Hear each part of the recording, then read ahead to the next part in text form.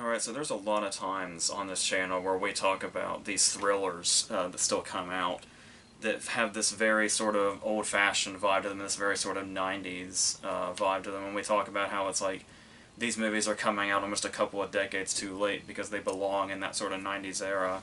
And as far as what we're talking about when we bring up that 90s era, these two movies represent that fairly well.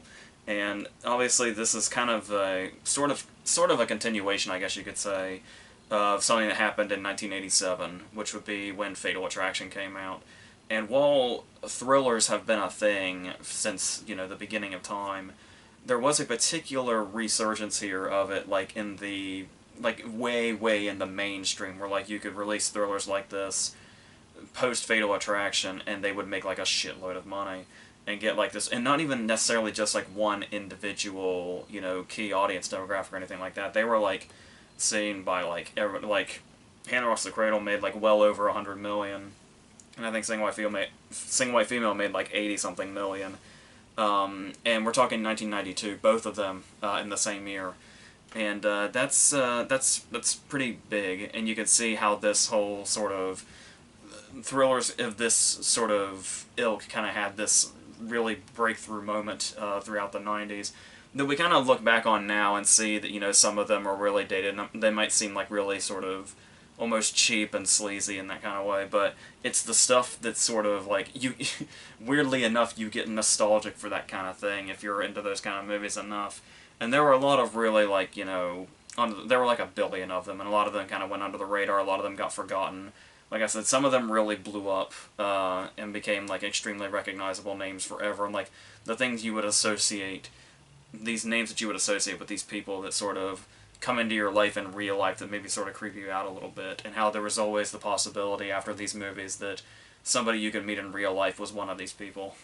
And that's the kind of thing too where it's like the whole idea of really going all in on that idea of you could, because when these came out, well, audiences really took to them, and Single White Female was a little more acclaimed than Hannah Rocks the Cradle, I think, but they both got the same complaints, which was by the time you get to like the last half hour or so, it kind of basically turns into a slasher movie of sorts, where the supporting characters start getting picked off by our antagonist as the facade starts to drop. And the thing here is that you associate it with slashers, and how slashers were typically just these sort of forces that kind of came from out of nowhere to when you're looking as far as the point of view of the characters, and like how you go to a certain place or something like that, and then you get terrorized by something that's sort of foreign to you, and something that you've never like had a run-in with before. And now here we're doing the idea of integrating somebody that you trust into your life that's going to eventually become that slasher. You just aren't aware of that quite yet. Which, like I said, post Fatal Attraction became like the thing to do in like really mainstream movies. So when you're looking at these two, and there's a lot to compare with the performances of Jennifer Jason Leigh and Rebecca De Mornay, but to talk about the movies themselves, it is interesting how they're sort of coming from different directions. We've got two very interesting directors working here, both of which are kind of coming from different directions as far as their own filmographies, where we have Curtis Hanson doing Hannah Rocks the Cradle. Curtis Hanson, who we've talked about a lot already, where he was one of the most like diverse directors ever. He did everything from The River Wild to 8 Mile to LA Confidential, and a whole bunch of stuff. We just talked about Losing It recently, which was also his. And I also talked about a thriller that he did with Steve Guttenberg and Isabelle Huppert called The Bedroom Window. And that you can kind of see him bringing over, where like that was in the 80s, but you could get that sense of this kind of thriller that could carry over and get, real mainstream attention. And you can see him bringing that here. As far as Single White Female, we have Barbara Schroeder, who had just done Reversal of Fortune, and which is a very different kind of thing, but is also that kind of concept of somebody that's integrated in your life, potentially being that threatening person. But he'd also done like Barfly at this point, the really great Mickey Rourke movie where he plays It's like one of the best drunk performances ever, and it's great. But it's still, Seeing White Female, despite the subject matter reversal of fortune to an extent, feels like a totally different scenario. But he's evoking a lot of Polanski. Like that's kind of, I love embracing it as like his thing and how different it is in his filmography. But the Polanski comparisons are going to be inevitable because it's very much in there. Um, but of course we also have the performances of our eventual victims, where we have Bridget Fonda and Annabelle Sciorra. But before we get into them and what they do bring to it and how it is important to have that character that can really contrast with our villain, what's interesting about these two performances is how much they have in common, but also the fact that their characters have like two totally different motives, or coming from two totally different places, as far as the audience is concerned, at least. Where when we look at Rebecca De Mornay and the Hannah Ross the Cradle, we know right away. Like, there's no mystery element. There's no sort of building up to us, the audience, that she has ulterior motives. So we have this really intense opening scene. Like, you want to... Obviously, Single White Female goes to very dark places, for sure. Especially when we're really getting inside Hetty's head. But here, the really twisted sort of background, because obviously there's going to be something that sets off our villain to do what she does.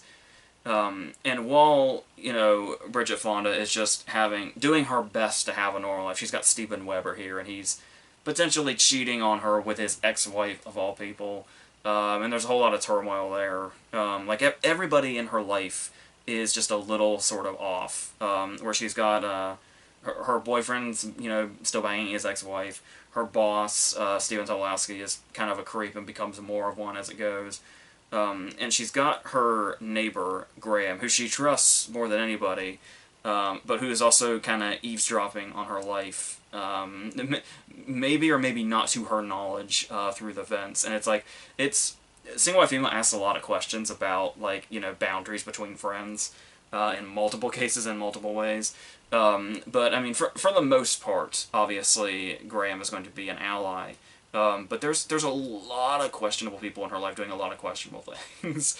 And she thinks she's found some sort of solace in this person that ultimately is going to be the biggest threat that there is. In this particular case, Claire, I think, is Shora's character's name, is having something just as traumatic happen to her. Like, usually when you go into these movies, it's just the antagonist that has had something really traumatic happen to them that makes them the insane person that invades another life. But here, it's just all around fucked up for everybody. Where we have this really intense subject matter when you're talking about the fact that we're just working on a lead-in into this story. And it's the whole thing where she goes in and she has the new doctor, and she is molested by him, and then once he's outed, this ultimately leads to his suicide.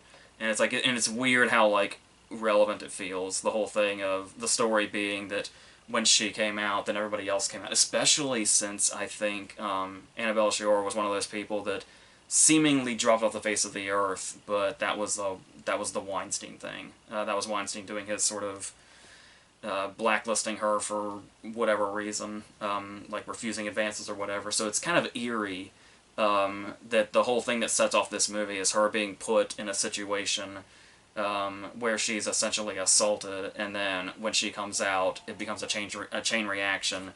And normally the whole thing would be that would be its own disturbing subject matter for its own movie. But the fact that this is set off by the dude killing himself, and then that affecting his pregnant wife, and that is the supervillain origin story for Rebecca De Mornay in this movie. And then we go from there. And it's so interesting to see this sort of having one situation blow up for the hero and the villain in the same way and send them on these directions where they ultimately collide. Is this really interesting concept to take this approach with.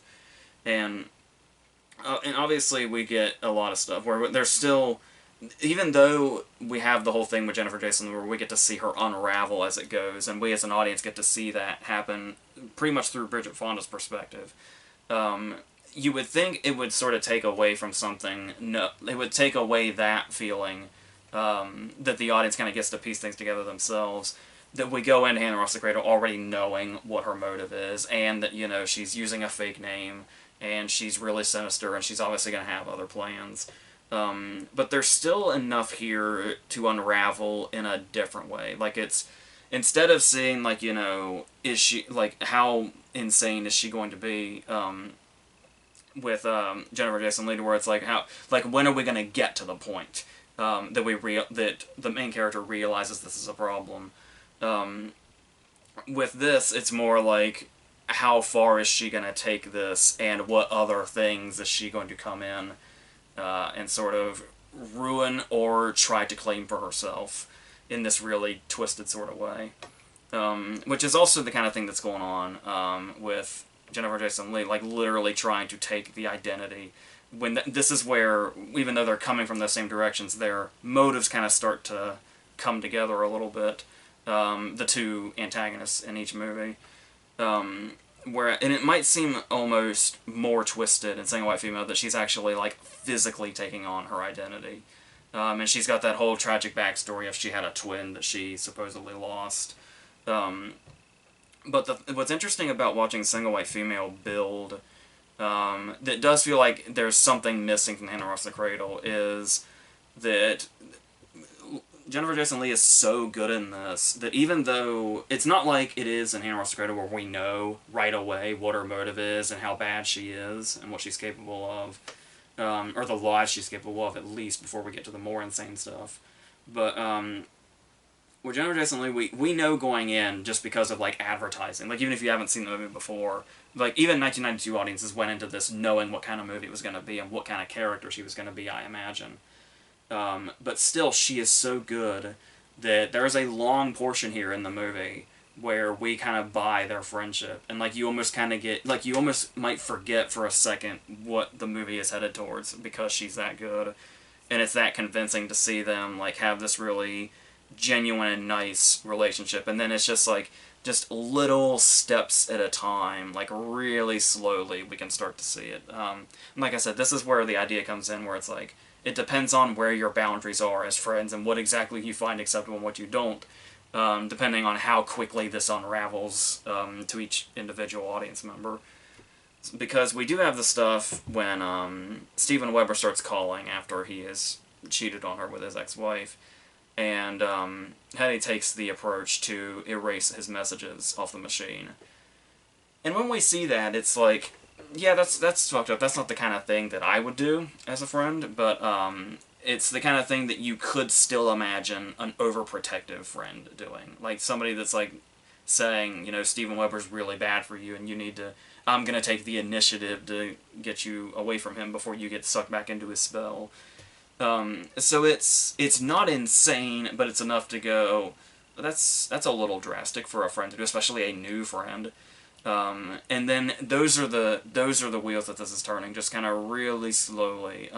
That's how the gears of this movie are working until we get to stuff like, there's also the letter and the keys that she eventually hides. But then it's when we get stuff like, when she kicks the dog. And it's like, it is really, it's really obvious, but it's like, once again, with, like, you know, talking about Fatal Attraction, when the pet comes in is when we'll really see how far we're going. And if the pet gets taken out, then people are certainly next. And this is one of those movies. Like I said, it's one of those things where we know its formula now, but the progression to that, like in 1992, even, you know, 5 years after Fatal Attraction, we were still in a phase here. This is why these made so much money, was this is still a new thing, and this whole idea of this could be a person that you know and somebody that you feel really connected to. It could be this totally insane person. And usually it'll start in the really small ways. And then watching that get to that point. And even some cases where a lot of stuff that's been parodied up to this point. Like when she's in the living room after Bridget Fonda's been out all day, and she's, like, waiting in the dark, and she turns on the lamp and says, you know, where have you been, like she's a parent. And then that's, like, it's, like, it could almost be ridiculous, but Lee's able to play it in such an unsettling way you kind of get this sense that Fonda feels throughout the movie of seeing this person that you once felt this connection to, and how that realization they might not be that person, or there might be something significantly darker underneath, and the way that is just played out so gradually in this. And like I said, some of it might seem like over the top, but I feel like it kind of gets there to that point, especially since it's a movie that's under 2 hours, so we might speed up the process a little bit, but I feel like there's just enough there to make the rising terror feel real. And you can get that same sense throughout Hannah Ross Cradle, even though we already know going in right away that she's not who she says she is. But we get that stuff, like those little moments when she meets Solomon, that might seem unsubtle to us, but you have to put yourself in the perspective of Shiora's character, and then that's when, like, the stuff when she meets Solomon and he gets that mark on her white sleeve, and she has that look on her face, and you can see, like, her real self, briefly. And it's like how all it takes is just those little moments like that, and then lines that can seem both sinister and innocent, depending on looking at it from the perspective. And being able you can look at it in one way as an audience member and see something, and then you can see it as somebody that doesn't know any better and hear the line in a different way. Like when she talks about how the mark on the sleeve was an accident, and then the way she says, like, anyone can have an accident. And that kind of sets it up. Like, that's basically her saying on early in the movie, everybody in this movie is expendable to me. Like, anybody in this movie can just drop off. But with the context that it's said and how early it's said, make it only seem partially threatening, and that's if you already know who she is, which, of course, we do. But then we get some really crazy... I mean, when you talk about Hammer of the Cradle being maybe just a slightly higher level of crazy, which is kind of hard to imagine when we see just how crazy Lee is. But as far as, like... You talk about that whole phrase of, oh, they went there. The Hammer of the Cradle is a movie that goes there many times. Like I said, we've already talked about the opening, and all the... like. The opening of Hannah Ross Cradle itself has enough fucked up shit to sustain, like, 3 movies. But then you get stuff like her terrorizing the kid on the playground. Where it's like, that's that thing where it seems like there was always these moments in these movies where we kind of feel the connection. Where, like, we were saying how with Lee, she feels, like, so innocent at first. Like, you actually you find yourself almost kind of excusing her actions. Before you realize how crazy she's capable of being. And there's some cases, like we see at Hannah Ross the Cradle, where they may do something where it's not just that we think they seem innocent enough and we want to defend them, but that they do something that's very satisfying. Like when we hear that Emma's been bullied by this kid, and so she goes and she bullies the bully, essentially. And it's like, because it would so catch you off guard to see this adult woman go after this kid in a movie like this. Like, especially at the time, it had to have been pretty wild. But then, it's not just that. There's also the whole thing of the way she plants seeds in Emma's head, and the psychological game she's playing with Emma that Emma could never possibly realize is being played with her, is just completely fucked up in itself in this really wild way. And then there's other stuff like... the whole breastfeeding thing, where she actually gets the baby off of his mother and onto her, is so...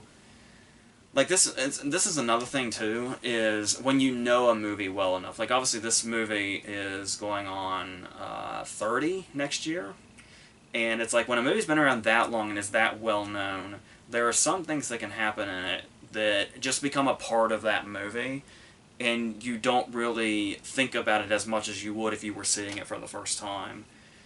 And there are times when I'm watching the Hannah Ross the Cradle and I see, like, the breastfeeding bit especially, and I just have almost this brand new dawning every now and then that just says, wow, this is, like, deeply, deeply fucked up for a villain like this to do. And like I said, this really unexpected way, because these kinds of thrillers don't typically have, a lot of layers to them. And I don't think either one of these movies have any particular layers to them. They are pretty much what they are on their surface, for the most part.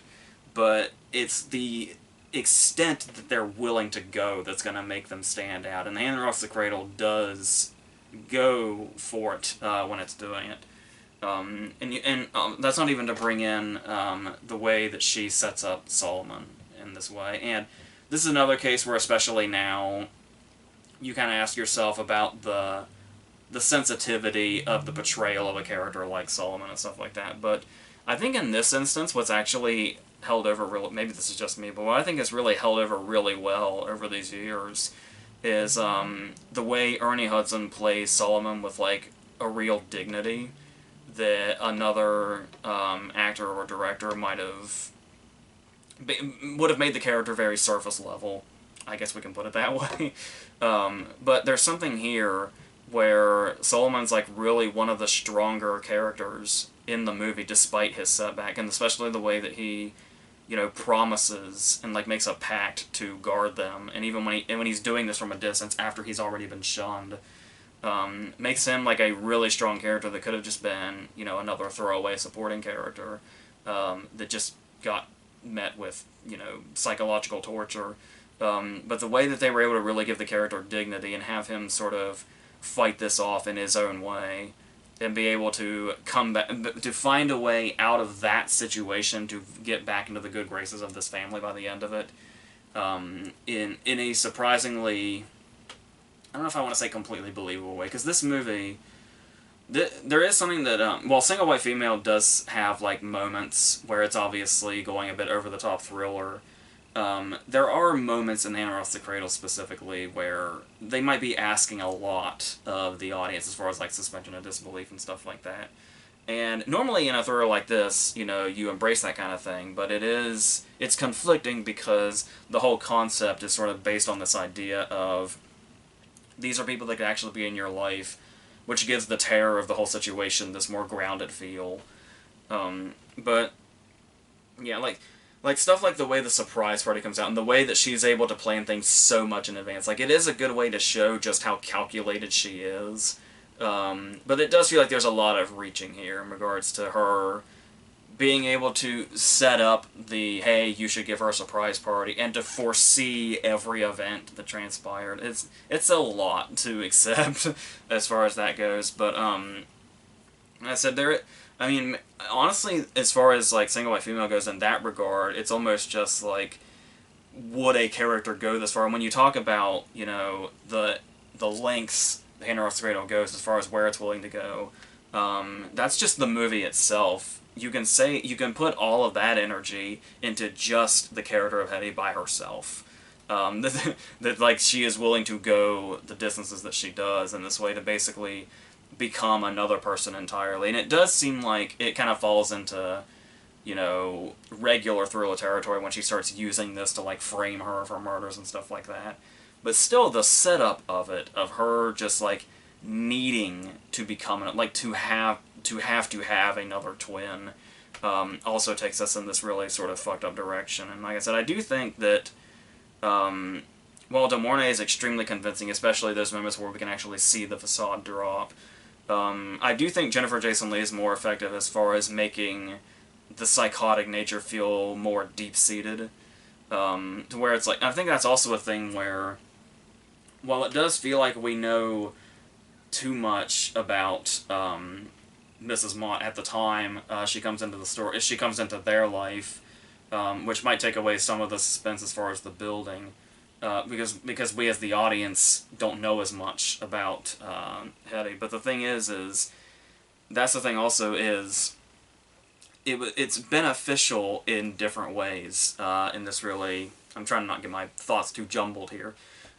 where it could be beneficial that we know that she's bad going in, Mrs. Mott, because that means the tension is already there, and we already know there's a bad presence here. But the fact that as we go on and on, even when, Hetty's real nature is starting to come out, there's still stuff we feel in the dark about, and that could be even scarier, like significantly scarier.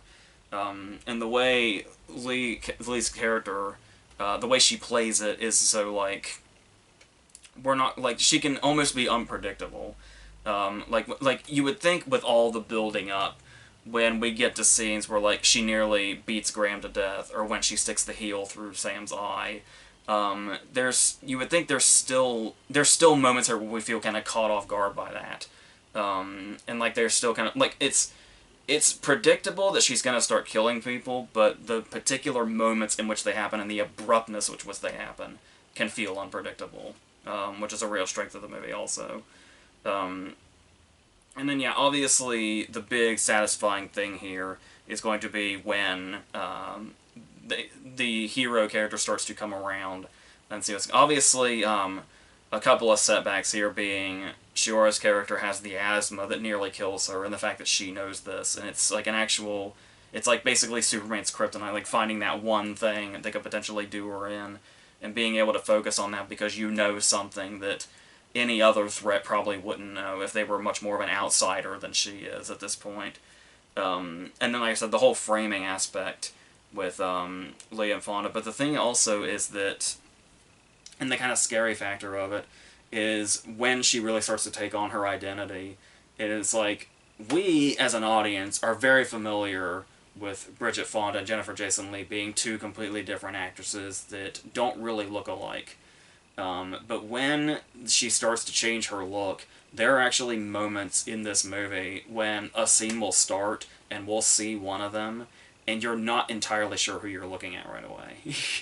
Sometimes until they speak, which is really wild. And so to be, like, consumed entirely to where you practically don't exist is something... And the fact that it's the way the movie approaches this in this way that doesn't feel that outlandish is pretty terrifying. So, but once again, we are eventually going to get to the point, because it's a thriller, where the fighting back does start to happen. Where the hand that rocks the cradle has probably one of the most satisfying punches in movie history. But, like I said, about the punch, it's either the punch or when she kills Julianne Moore, is when we kind of, you can see where the line is being crossed now, and we're going into that slasher territory that the critics were talking about and complaining about. Yeah, and I do think so. What's also really satisfying about Single White Female in particular is that it basically does turn into a brawl by the end of The Hand That Rocks the Cradle. Single White Female has that really great moment that I always love, especially when it happens in, like, thrillers or horror movies, is when the old thing where the hunter becomes the hunted. And there's that brief moment where Bridget Fonda is not where she's supposed to be, and then suddenly we're getting Hetty looking around as if she's the one that's being stalked by something. And moments like that never cease to be satisfying in movies like this. And she's the one that's kind of looking over her shoulder. And then, of course, both end up dying in really great and ironic ways. Where we have the moment in Single White Female where she's going in where she thinks Bridget Fonda is, and there is a mirror there. And when she sees herself thinking that it's her, is what eventually does her in and ultimately gets her stabbed. It's like it was the one last thing that held her off, was literally killing the image of herself, which is really nice and fun and ironic. But I think I especially love, and this might seem a little too on the nose for people, and it probably is, but I don't know, the whole thing... First off, I've never really gotten The Hand That Rocks the Cradle's tagline. The tagline on the cover is, "Revenge is her only desire." But I feel like that's clearly not true. Obviously, the whole thing involving, like, Emma and the baby and stuff like that, when she's in the park, and she runs into the other mother and is mistaken for the mother, and it's like this whole thing where it's the life with the doctor and the baby that she ultimately lost is the life that she's kind of trying to take from Shore. And it doesn't feel like just a revenge thing. Like, this is the life that she wanted. She wanted the white picket fence life. So, I mean, how great is it that her death is being impaled on a white picket fence? Like, because the white picket fence is basically that whole sort of universal symbol of perfect family and perfect life and perfect house and all that stuff. And the fact that it is literally shaped to be deadly, and this movie takes full advantage of that, And yeah, I've always really kind of loved the irony, and I don't care if it's on the nose. I think it's basically the perfect way to end this movie, given what the whole revenge scenario was exactly. But yeah. So as far as supporting characters in these, which I feel like are the only thing I didn't really touch on, it's like Julianne Moore does bring something here, and you could see like early on before she really sort of broke out how much talent she was going to have, and especially in great juicy supporting roles like this. But it's really the main characters are the real focus in this. I do think both movies could have potentially benefited from having stronger characters. Obviously, the strongest supporting character between both movies would be Solomon.